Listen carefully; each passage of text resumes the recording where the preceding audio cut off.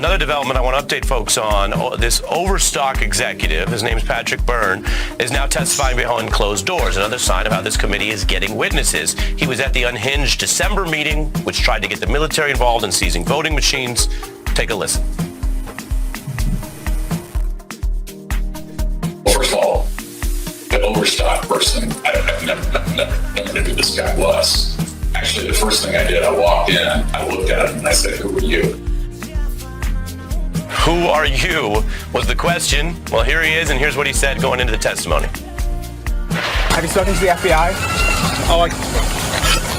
It's kind of a broad question in the context of my life. Have you been in contact with the FBI about the January 6th investigation? Or the DOJ?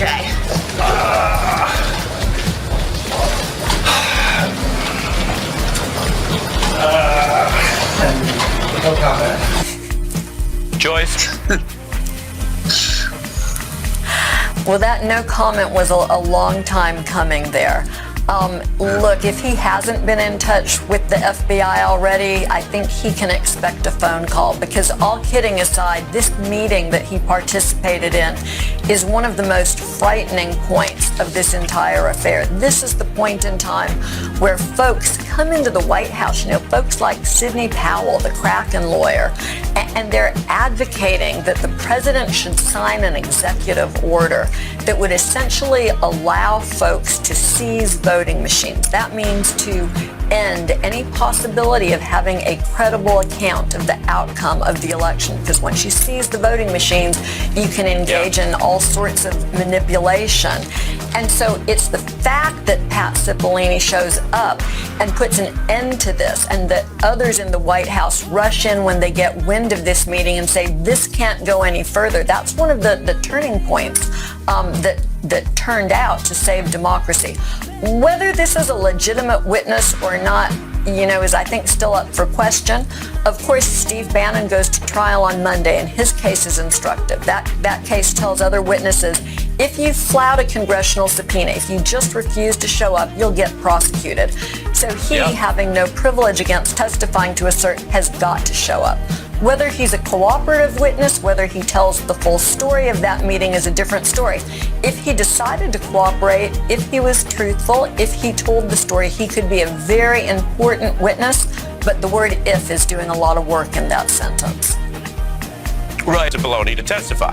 Having said that, he still makes for a fact witness, and we pay attention to fact witnesses, and this is his new factual account, now under oath, of what he said he tried to do during the actual televised violence on the day of the 6th. Take a look. Was it necessary for you to continue to push for a statement, directing people to leave all the way through that period of time until it was ultimately issued after? I felt it was my obligation to continue to push for that, and others felt it was their obligation as well.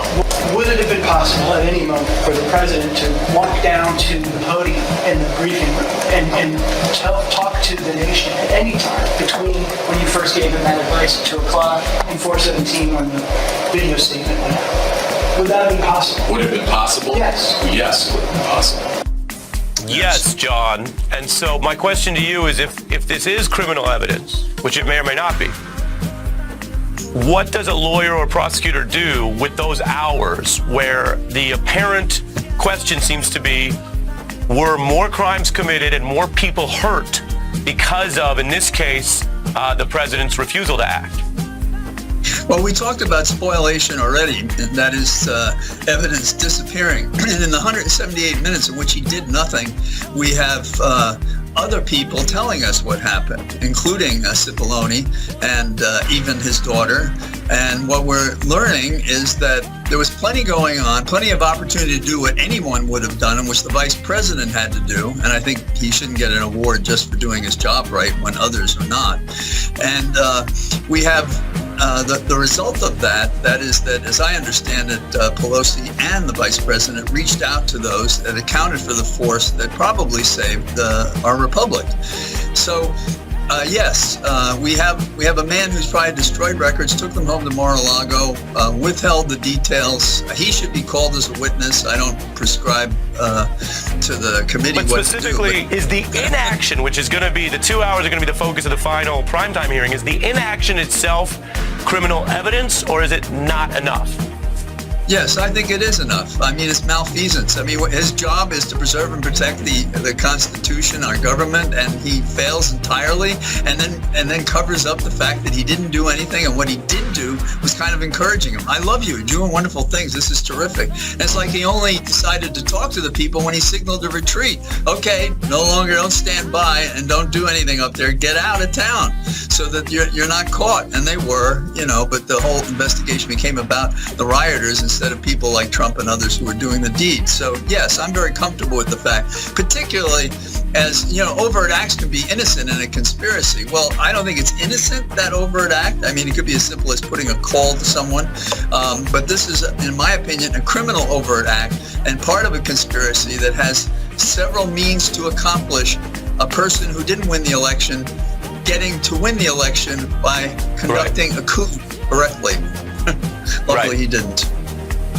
Well, that's the thing. We've seen time and again, the people who put up the walls may have not only helped the country, but they also inadvertently helped Donald Trump, or at least stretched out and complicated the case.